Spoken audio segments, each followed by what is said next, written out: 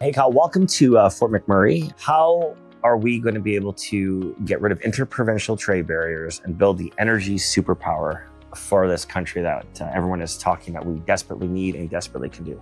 I think that Canada's at just a very unique position, and I think it sums it up that we just need to continue to produce the products that we're producing, but we just need to open up more methods to get those products to market. I think it's going to take some real leadership at the top, some strong messaging that we're pretty constricted right now. We're sitting on all of these resources, and not just resources. We're blessed with geological formations that can, capture and handle the carbon. How do we actually work together and break down those barriers? And it's all about approvals. At one moment in time, we were looking at, how do you tie into the greater NGTL, or how do you tie into a pipeline that crosses multiple provinces?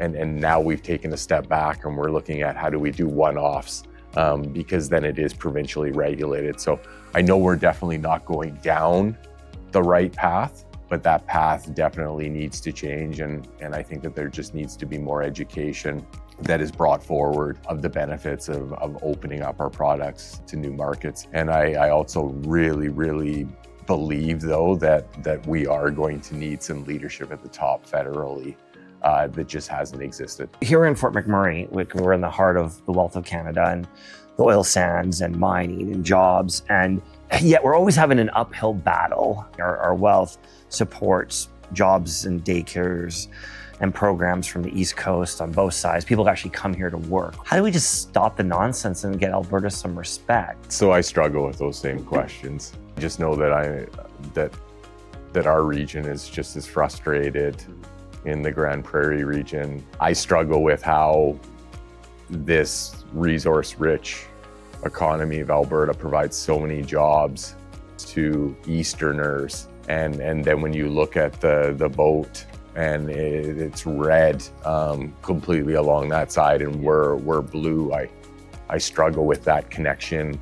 I'm really disappointed, I think, in Canada and our path that we've went along. One of the opportunities that I've had with this Wonder Valley is that Canada has, unfortunately, we've lost our power. And you can mean that on many things, but we've lost our power over our ability to develop resources and really benefit. Over the years, we have either run out new investment or we've sold out Canadian assets. And now all we are is a commodity producer, and we produce commodities, and those commodities get pushed out on the world market. And the companies that own these larger centers are, multinational. And it's really taken away, I think, our ability to capitalize, whether it's oil or gas, and really control all the value-added opportunities. I get to now participate in discussions with designers and experts out of Dubai on a daily and weekly basis. And they've come up here and they've been in Grand Prairie. And when you're in Grand Prairie, you're very close you're in Fort McMurray. There's so many similarities.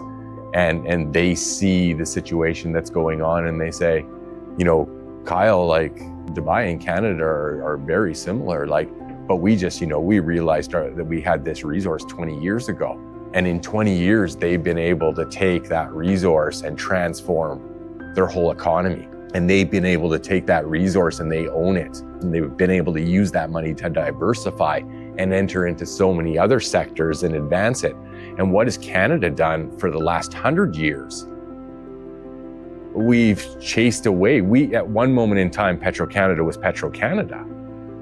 So all of those, and now, our inability to get forward a pipeline through to the east or to the west, and you say, well, the US is our major partner. Well, that's because we can't get oil and gas out to the east, or they're choosing not to.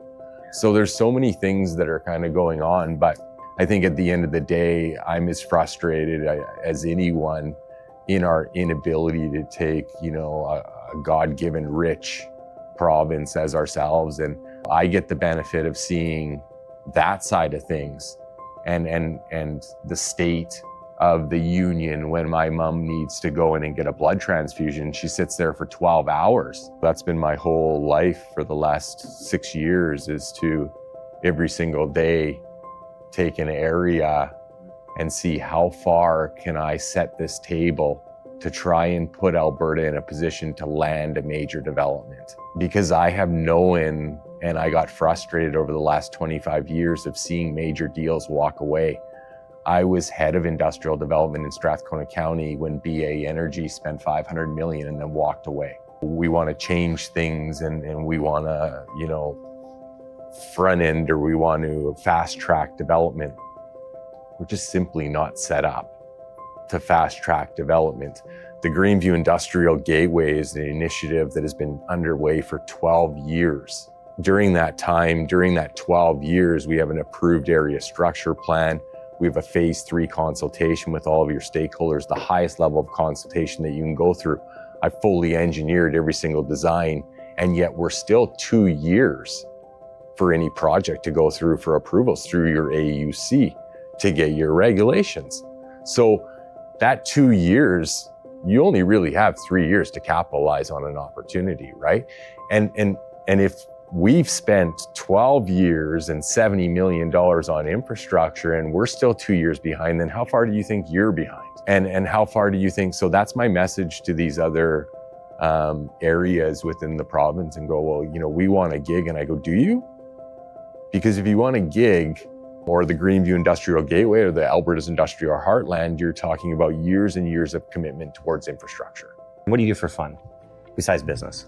Yeah, everything related to sports. 3 kids, all very, very high level into sports, the highest level. Both my oldest boy and my middle girl are multinational champions in BMX that have traveled the world, have been top 10 in North America. My youngest daughter is on the provincial synchro team. And the last 2 years when I was designing the gig on my right hand, on my left hand, I was designing one of the top 5 BMX supercross facilities in the world. Nice. So that was built in St. Albert, and that completed last year, and that's a training So facility. not a simple answer like fishing or walking. No. It's about coaching, and it's about giving back to the community and those types of things. So what is a data center, and why is it good for your community? So a data center is essentially massive warehouses that have stacks and stacks of computers that are running systems. And the whole, when you do a typical Google search versus a ChatGPT requires 10 times the amount of data computation. So you need that support with it. So really you are dedicating these massive centers to really focus on AI and the growth of AI, or artificial intelligence. And that's really, as AI develops, it requires more and more computer spaces to be running these systems and models. And that's really it. To give you an idea, like, we're looking at gigawatts of power, and each 1.4 gigawatts, which is roughly enough electricity for about 1.2 million people. That's going to be directed into these data centers, and then they will just operate and kind of run these systems. So there's a tremendous amount of natural gas, and really the only way that you're going to get to gigawatts of power is through natural gas generation. Nuclear may get there eventually, but you're still 15 years away. And just to give you an estimate, it's around an estimated value of $60 billion for every gigawatt of nuclear produced. So you're able to take this 35.2 billion cubic meters of natural gas, produce this power completely off the grid, and then that power will go into these data centers just to operate it, and then they'll just continue to grow within that aspect. What got you into that? I never, ever focused on the commodity or the business opportunity, I always focused on the infrastructure to support it. So if you were to look at my original diagram, my first day of when I was going to create this Sin City, I wrote down 13 things that I need to answer, right from CCS to the design of roads, to your feedstock, to your electrical, everything along those lines. And when I started designing the gig, it was all about, okay, well, I need a tremendous amount of water, I need natural gas, I need rail, I need transportation, and I'm just gonna start designing these and I'm gonna let the market respond. During that 6 years, I have saw methanol, ethanol, ammonia, gasoline, diesel, hydrogen, and now we're at intelligence. And I've seen an inquiry for every single one of them. Yeah. And I still see every single inquiry that comes into Alberta goes to the gig. And why do they go to the gig? Because it has the infrastructure to support it, and it's got the land uses to support it. Has nothing to do what I designed. And I think that's the approach that you need to take as a municipality, is to say, let's not get in the business of picking where things are gonna go, but let's support business. And how do we support business? We take on long-winded things, and long-winded things are infrastructure. Thank you. You're welcome. Cool.